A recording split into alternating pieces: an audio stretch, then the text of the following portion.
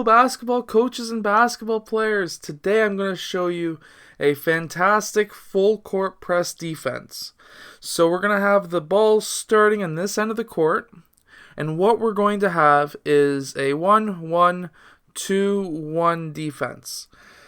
So basically the idea behind this defense, obviously just like every full court press, is to try and get the ball to run up the sidelines. That way you can trap your guys right in that area so that they have absolutely zero chance of doing anything. So basically this guy right here, player number 2, he is the lead. He needs to try and force that ball, or the player with that ball, that way or this way, depending on which side that ball is inbounded on. Now, for example, he's way up there, and he is still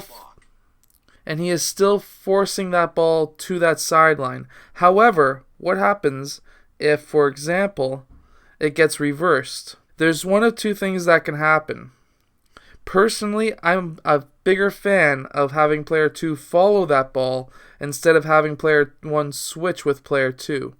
The reason why I don't like them switching is when they switch, during 1 or 2 seconds, there's the whole middle of the court wide open. So I would rather have him sit back and player 2 follow that ball.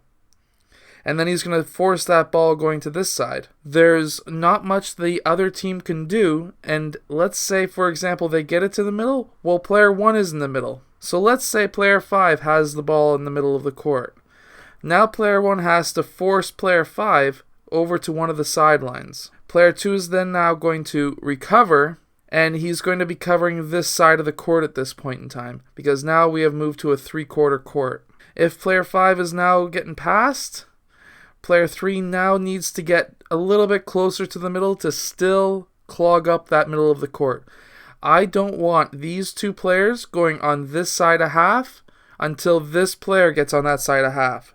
And then at that point in time, I want that trapped along the sideline, because at that point he can't go back on this side, and neither can the basketball.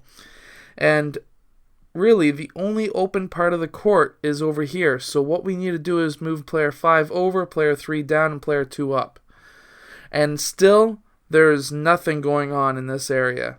There's absolutely zero chance of getting that ball out of that corner. I hope you have enjoyed this defense. Try it with your team the next time you play some basketball games, because this definitely works and has worked in the past for me.